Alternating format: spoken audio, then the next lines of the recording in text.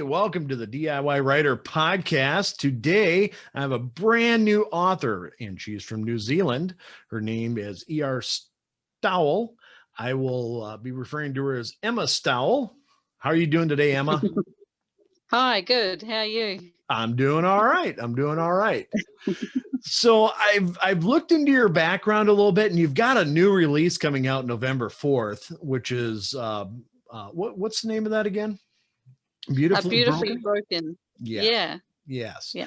And being a new author, it is, it's that first release is crazy. It's almost overwhelming, and it's, excitement and fear and everything else. It's, that feeling that you're kind of hanging yourself out in the middle of the town square naked while everybody else gets to read your stuff.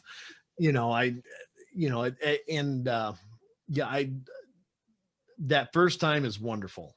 It really is. So, cherish every moment of it.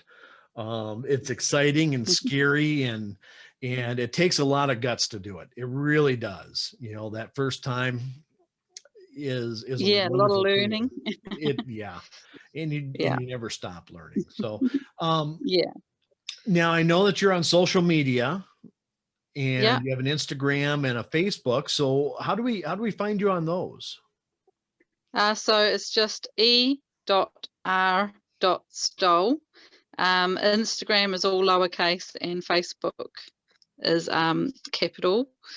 Stowell is spelled Stowell. I know a few people struggle with that. If you use the hashtag beautifully broken, you can probably always find some of my posts. So I've been using that hashtag. Cool. So excuse me. The one thing I wanted to talk about was, the thing that always kind of interests me is, how did you start? I mean, how'd you become a writer? How'd you decide you wanted to become an author? I look at your background, and you started out as a teacher. What happened? So it was a bit of a slow process for me. It's been 3 years in the making. I have severe fibromyalgia, and for the last 10 years, I've sort of floundered around trying to not admit to myself I was too sick to teach. And I tried relieving for a bit, but they would always call me and need me if I was in I happened to be in a flare when they'd ring, or I'd have a good day and no one would call.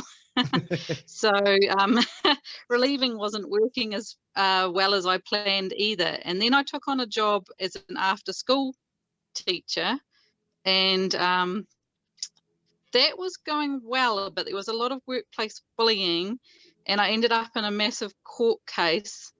And I just thought, what am I doing? I'm so sick, and I'm trying to work, and it's not working. And then I ended up with an emergency hysterectomy, which put me stuck on bed rest. And then I got glandular fever, so more bed rest. And my mind is very active. I like to tell people that being an active relaxer in a body of fibromyalgia is a bit of a head trip.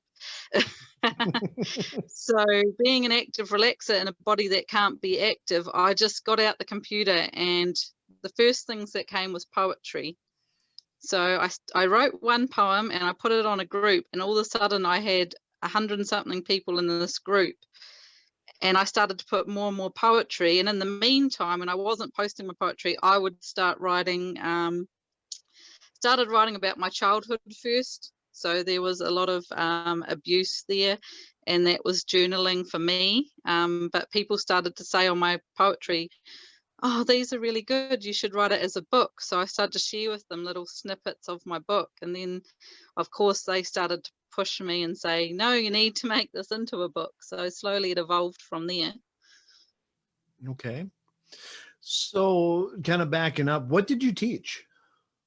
So I was a kindergarten teacher. Kindergarten teacher. Oh my. Yes, very physically demanding at the best of times, even before I developed fibromyalgia. Yeah, that's not sitting in the front of class in a desk lecturing at all. Yeah. That is that is all over the place.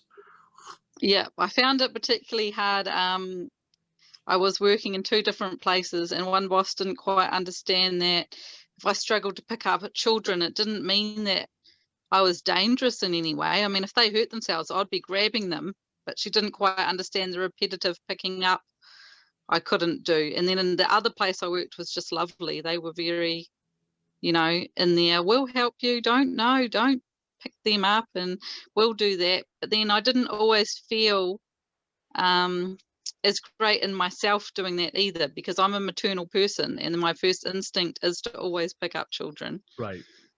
So that was very emotional for me, that I wasn't teaching how I wanted to teach as well. Yeah, that's when you see a kid crying, that's the first thing you really want to do. Yeah, exactly. I mean, I get that. I have a couple of kids that are Yeah. younger. I have a 3-year-old and I have a 6-month-old. And then on the Oh, other spectrum, I have a 30-year-old and a 20-year-old. So, so you've yeah, done it twice. I like to space them out. I like the whole, hit a kid every generation. This last time we kind of messed up, but, you know, but yeah, so that's one of those goofy things about me, I guess. So, your book is, it says it's a trilogy. So this is your first of Yes. 3. Yeah. Okay. So do you want me to tell you about the other 2?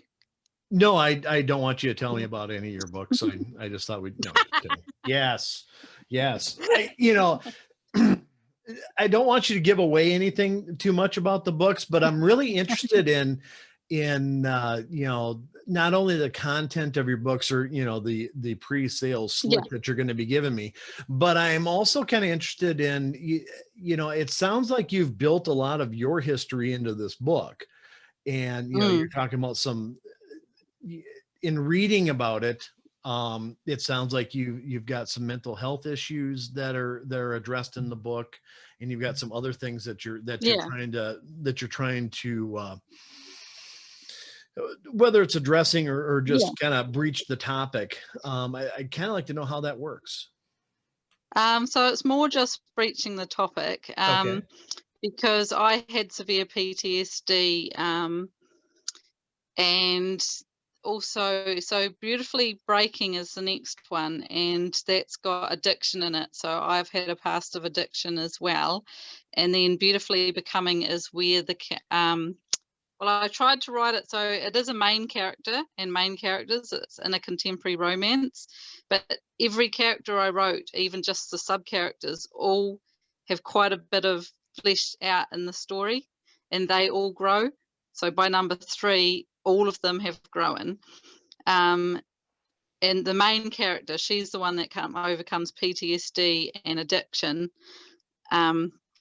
And it's more broaching the subject, because when I had it, they'd give you a heavy textbook and you couldn't understand it. And there'd be no one to actually reach out and say, "Hey, I have this PTSD," and no one to talk to about it. Mhm. And I thought, actually, there's got to be a better way. There's got to be someone that we can talk to about these experiences, and even just saying, "Hey, find someone who you can talk to if you've gone through any of this stuff." And I wrote it in the contemporary romance because there's nothing else out there that takes honestly, not light-handed, because people have said my book's quite full on, but makes it real. Do you know what I mean? It's makes it real and easier to talk about. I kind of understand. I've got some friends who have suffered PTSD, Yeah. but I've never experienced it personally. And I guess my question for you is: does journaling help you at all, or is it purely you need somebody to talk to? Journaling definitely did help, and I encourage everyone who suffers it to really journal. That was the first step, and that really helped me. Reaching out was good, because I was at my worst when I tried to bottle it up and pretend it wasn't there. Oh yeah. That was when I really, really hit rock bottom for a second time in my life. Was when I realized that I'd just been pushing it down and not talking to anyone at all. Um, but then I'd lose friends because they wouldn't quite understand the issues that it still can cause you in your daily life. I had to do a lot of, I did a work with a couple psychologists reading my book, because the first round came through that she seemed like she had ADHD, because I was literally trying to write it from a main character with the brain pattern of someone with PTSD. So I had a bit of help Okay. there to, yeah. Well, that's interesting. So it came off Benefits more your brain pattern. like ADHD than PTSD.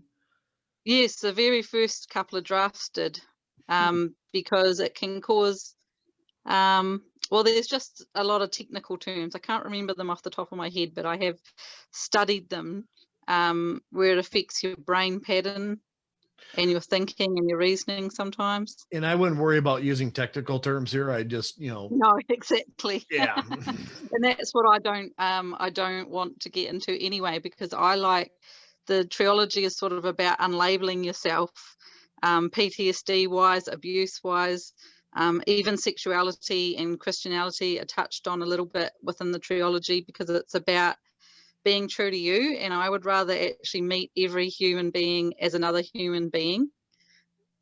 absolutely. Does it? Yeah, Yep. exactly. No, I completely get that. I think, at least in the society that I live in over here in the, United States, and I'm sure it's that Yeah, same way around the world. I mean, people are people, right? yeah, But we are really quick to label people and put them into containers, into boxes, and yes, say, "Oh, yep, yeah, you're this," yeah, and I always kind of look at alcoholism as one of those yeah, things, because you see this guy and he's a stinking drunk, and he's screwing up his yeah, life, and he's doing all these different things, and he yeah, gets kind of boxed into, this is what you are. He goes to rehab, he yeah, fixes himself, all of a sudden he's doing amazing things, and there are groups of people yeah, that just cannot get past what they saw 3-4 years ago. It's like, no, we can't trust him, we exactly. can't do that. It's like, seriously, this guy has really turned it around. You got to give him a Yeah, chance. Otherwise, you his do. rehab's not going to work. Yeah, You and know, people see people that are on drugs and addicted, and they think, what value are they going to do to society? I'm just gonna, like, push them away, from me, because I wanna stay in this positive world. But really, they might have something inside them, but no one's helping them find it. exactly. And I think it's really sad when people, they have a support group, whether it's a good support group or a bad or a negative support group. Yeah, yeah, And it seems like there's a lot of people that are too quick to be in that negative support group. They always want to dish, mm, they always want to trash, they always want to yeah, do this. I mean, granted, there's some people that will never change. yeah, I would say a majority of people, even when you meet normal, somebody that you haven't classified as that, yeah, and you haven't seen them for 3 years and you see them again, they have changed. They've yeah, learned, they've grown, they've gotten older. Hopefully they've gotten older. yeah, exactly. Um, you know, aging is always a Yeah, good thing as far as I'm concerned, but the that growth seems to be something that nobody can get past and yeah, see when you're exactly. like a real person, you know. Yeah, Um, I'm not exactly. I'm not perfect, but I certainly try to, when I see somebody for the first time in a long time, not to Yeah, have that prejudgment, to judge them yes, based on who they are now, because they may have been going through something that I had no idea or whatever. yeah, And so every time that you see yeah, every time I see somebody, I always think, you know what, this is kind of a new person. I recognize the face, but gosh, yeah, life has exactly. happened. So, and that's an awful Yes, lot of talking exactly. from my side. What do you think? Well, yeah, I also have experience with my past, but my brother, was addicted to drugs from 12 till 33, and he's 18 months sober. Well, good for him. Yeah, so he's coming out of the judgment now. Obviously, a lot of people have already judged him. Um, and he's still very shy, introverted, and quiet. So I'm helping him quietly on the side. But I know the judgment that he's received. And, he was homeless as well, on the streets. And he's in a flat now, sober, clean clothes, hasn't got a job, which is the number one thing people ask, are you working? But if they just knew where he came from, it's not an easy, he's not going to, 18 months isn't going to fix 20 something years of drug addiction. Not right off the bat, but also, he's coming into a time with this COVID, and it's not like the economies are thriving right now either. So trying to find a job right Yes, now has got to be exactly. tough. Exactly, especially for someone with no experience, that he can't put down that he's worked anywhere. Yeah. He's a very good writer as well. He hasn't shared any of it apart from with me, but he is extremely talented with his poetry and his writing. So, but like baby steps. I mean, it took me 3 years to get where I am today, and COVID didn't help my situation. With I actually ended up, during the lockdown in New Zealand, I ended up unable to walk, and my husband had to keep working. So my 11-year-old had to help me around on crutches, and we had a 3-year-old to try and watch as well.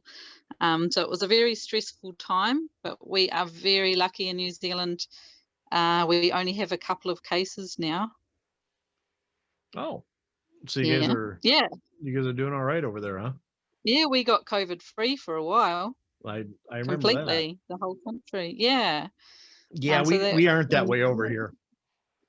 No, well, I think New Zealand has I mean, you can talk about the lockdown and everything that we did and how well the country did, but I think that being small and further away from everywhere else has been the main reason we've been able to do it, because we're just such a smaller country and we had smaller numbers to begin with. Sure. So, your poetry, is that something that you have published, or is that something that you distribute on your social media and your website? Well, that's interesting, because when I was at high school, my teacher sent away my board, and I ended up getting 97% for fifth form English on my poetry. But I burnt it on the fire, long story short, and fluffed around, dropped out of school.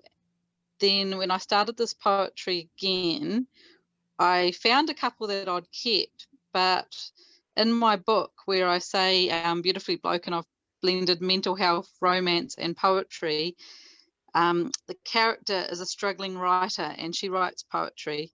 So I was able to use, I think there's like 11 over the novel, and I was able to use those poems to just add more emotion to each where it headed, and she was able to just write a little bit that gave away some extra emotion. And I didn't even think about doing a poetry book until just before release, when someone said, I really hope that you're going to be doing some of your poetry alongside this. And so I actually am working on a poetry book with a few other authors now that we're going to release at the same time as Beautifully Broken. Oh, so you have two releases coming up. Yeah, well, it's just going to be a little freebie on the side, because I don't I didn't want to do it as its own thing. I sort of thought, well, it goes along with it, hand in hand, so I'll make it into a freebie. I mean, later on, I might add to it and re-release it. I was thinking of adding to it with each time I released Beautifully Breaking and then Beautifully Broken, so that by the end it's a novel in itself. Sure. That's a really good idea. Yeah.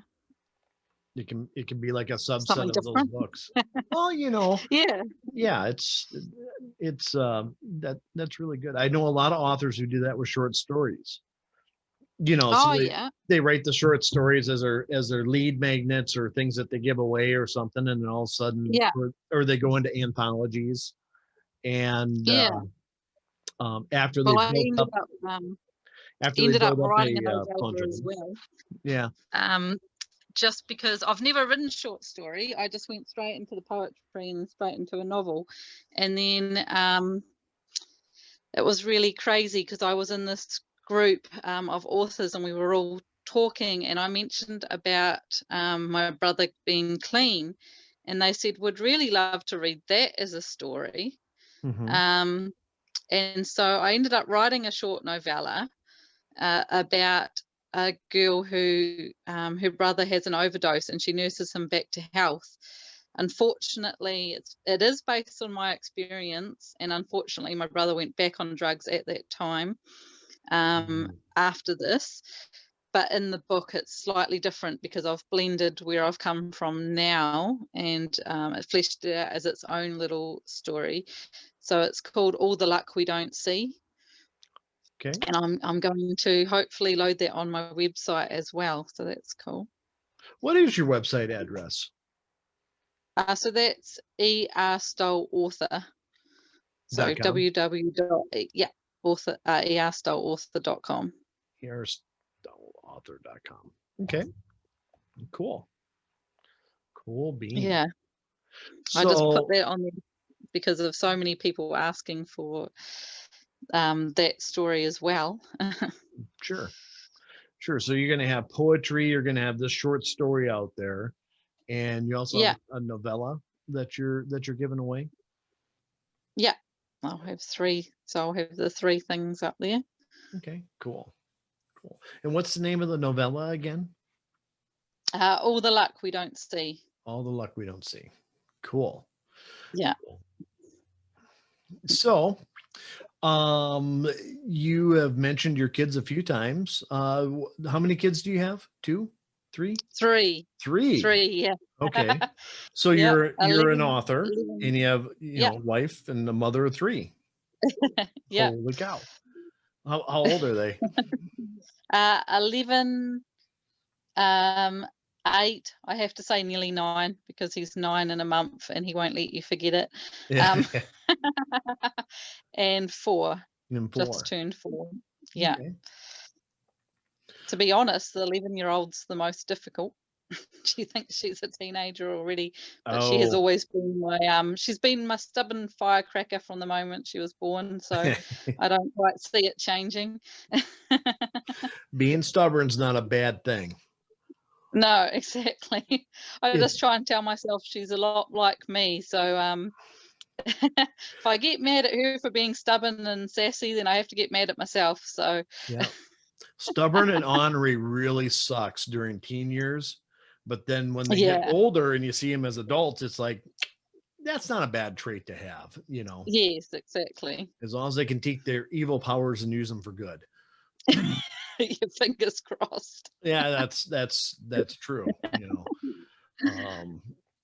I remember telling my oldest daughter at one point in time, she was just being ornery, stubborn, and pretty demanding. And Yeah. I said, someday you're going to make a really good wife. And she didn't like that all that much. But, Didn't she? no, We just don't she'll have to find a strong man that can put up with it. or a really weak one that's never going to say no. One of the two, but Yeah, true. something. Well, we hope a strong man because I don't like seeing that dynamic my own self. Yeah. If the man's unhappy, that is. We sort of worry more about the middle son because she's always had him wrapped around her finger. She just cries and he gives in. And then we were at the park once and it happened and I said, you don't have to give in to everything she wants every time. And an old lady came over and said, don't tell him that because he'll make a good husband one day. Oh, and I thought, well, actually, no, don't want him to not have any opinions.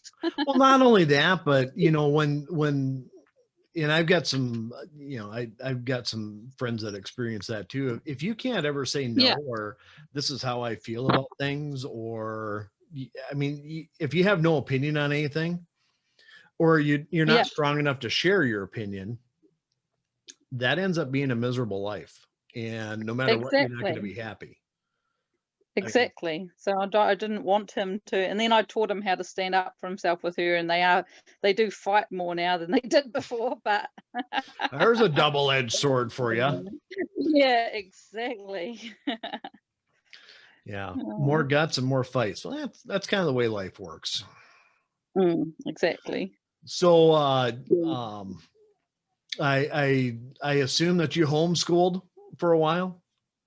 Yes, I did. A lot of people said I did really well, but that was because I started off really well because I did have the feeling that my fibro would flare by the end and that I wouldn't be able. I didn't know I wasn't going to not be able to walk. Um, but I did know that I would be bedridden or at least stuck on the couch, just directing them from the couch. I really started out with a hiss and a roar, and I did a lot. And also, it was good for my daughter who's 11 because once I did become bed rest, there was 2 weeks where I couldn't walk before school started back. And because she'd seen me doing stuff, she was good at helping to organize her brothers. I Mhm. didn't go very strict. It wasn't a sit down, here's your lesson school. It was a it was a let's go collect nature and come home and paint it and then write a short story on the nature and then Mhm. maybe do some baking with flower decorations and stuff like that. Sure. But you kind of had an advantage because you were in the trenches with the kindergartners not too long ago. So Yeah, you've got that teaching exactly. background, so you kind of knew how to handle all of the horrors that teachers see. Yes, exactly. Yeah. There were a whole bunch of memes going around the internet at one point in time that about parents teaching their kids and having a Yeah. hard time believing that I remember one, it might take a village to raise a child, but it's going to take a vineyard to homeschool one. yep. There's a, gin company out there that has the homeschooling jug of gin.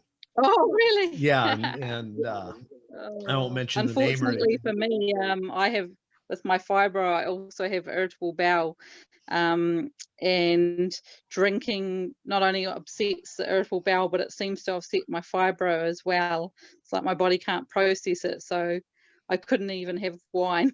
I couldn't even Mm. seen all these things going around about mums having wine, and I couldn't even have one. Oh, That's geez. all good. I did have some, but So I'm you not gonna lie. But I was gonna commend you. I said homeschool. I was gonna say no, no. homeschooling without alcohol. Holy cow! No, I did have a couple of wines a couple of times, so I'm not gonna yeah. All right. Well, we'll just put you're on this pedestal, but now we're gonna knock you down a notch for that one. Oh man. So you've got this trilogy coming out. How are you going to be releasing? I mean, what's your time frame for releasing the trilogy? You've got the first So, one coming out November 4th.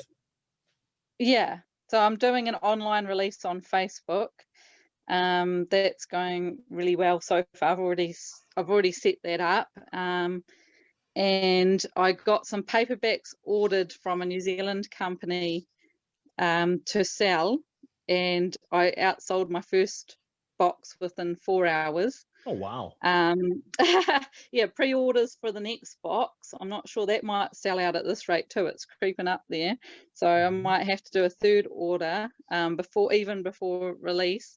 But I am in the midst of transferring everything over to Amazon, Sure. um, because New Zealand is very small and you don't have a lot of choice in who you choose to publish your books. Right. And I just feel if I move it over to Amazon, I've got more control myself. So I'm in the process, and that's where launch will be from the 4th of November. Oh, It will cool. be over on Amazon.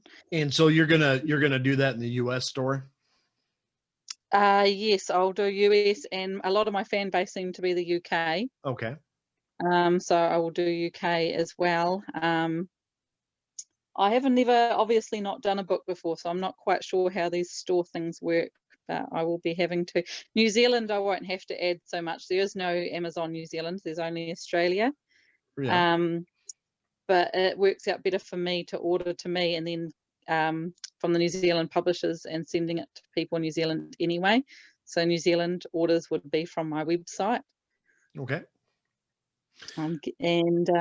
Yeah, I've half written the next one, so I know where I'm going. I was going to do a once a year launch of each book. Okay. Cool. So do you have book 2 written now, or is that in the works? It's over halfway written. Okay. Because I did that even before I released, and the third one's even 1/3 written, because cool. I knew where I wanted to get the message I wanted to get across for my third one. So I had to get that message down so that I could stay authentic while I was writing number 1. And then I just thought yearly releases makes it easier to make sure everything's running smoothly each year. And that's how I'd like to move forward as well. I mean, some people bang out theirs really fast and some people do it every 2 years. I think that each author is different. And I would just like to stay within that year mark. Works well for me, balancing everything. I'll let you in on a little secret that you already know. There are no rules. Exactly. You can do whatever the hell you want. Exactly. The only thing that happens every now and then is you get a fan going, "When is your next book coming out?" And it's like, when it comes out. Well, I've already got that with my paperback sales. I got a message one day saying, "How dare you?" And I was like, "What are you talking about?" and I was on the train with my 3 kids on this night train, and I was like, "What do you mean? What have I done?" She's like, "You've done nothing but make me really want the next book." Oh no. And that wasn't on purpose either, was it? No, neither. Ow. Hell no. We don't want you to want the next book. Jeez. Nor do we want to build up any tension or make it so that you're really waiting for it and really want it so you buy it the first day it comes out. But yeah, that's not the game at all. Just made me feel good because I overanalyzed that last 2 sentences a lot, because they are quite hard hitting. And I'll give you a wee clue, because you said about rules. It's to do with rules and rule breaking. And but I feel like I got it right in the end. Overanalyzing sometimes pays off when you can do get it how you want something. Yep. Totally agree. So, your story is pretty impressive. And like, I'm kind of stealing this overview from your Instagram page, but you've overcame fibromyalgia, depression, PTSD, and you now become a badass writing superhero. That's pretty impressive. Yep. That's pretty impressive. And your book, thank you. Beautifully Broken, is coming out November 4th. Yeah. And you have a launch party on, and I found that on Facebook pretty easy. I just searched E.R. Stowell, or Stowell. I'm sorry. Yeah. And, no, it's a good Stowell. Yeah. I get that a lot, or I get Stowell. Stowell. Yeah. How do you pronounce it? Stowell. Stowell. Stowell. Just like people joke with the kids. And she's like, say Lily's introducing herself and she goes, "Hi, I'm Lily Stowell." And they go, "Stowell what?" That seems to be a very common joke with our name. The one thing I'll tell you is I've got some friends that are probably right down the street from you that that I want, after the podcast, we'll talk about a little bit, that cool. might be able to, they're both in New Zealand and might be able to, cool. You might be able to connect with on Facebook and might be able to help you out with that whole, both of them published in the US and I think New Zealand. And so, cool. They might be able to give you some, knowledge bombs that may help you out there a little bit. Cool. But, all right. Well, I think it's probably time to wrap this up, unless you have something else you want to talk about. No, I just keeps coming in my head with my novella and all the luck we don't see.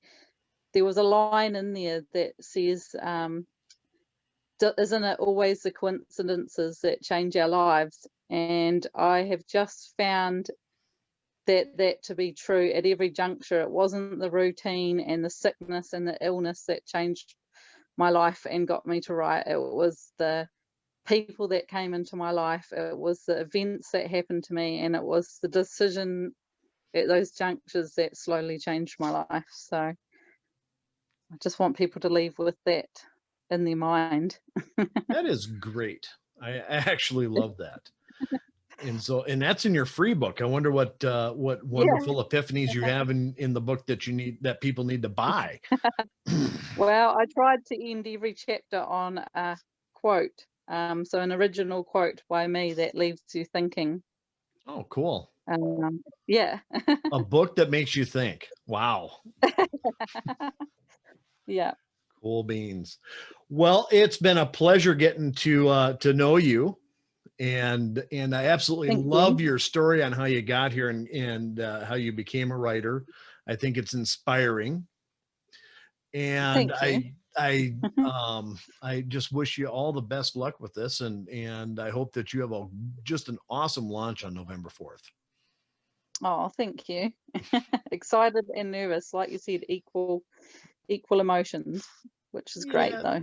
You know, when you release book 2, it's going to be like old hat. It'll be like, I know how to do this. No problem. All righty. Well, I want to thank everybody for listening. I want to thank Emma Stowell again. Stowell, I'm sorry. Stowell. Yes, you Yeah, got it. No, Stowell. you got it right. Yeah. And boy, I really blew it there at the end, didn't I? Anyway, I'll probably leave that in just because I think it's, entertaining. These podcasts are not perfect, but you know what? If anybody listens for And perfection, also, go you know listen to what? somebody else. You're definitely not the only person that's saying my name wrong, and it's good. It's good to leave it there because it shows the true character of having my name on the cover. There you go. All righty. Well, I want to again thank everybody for listening. And this is Jeff Bacon with DIY Writer signing off.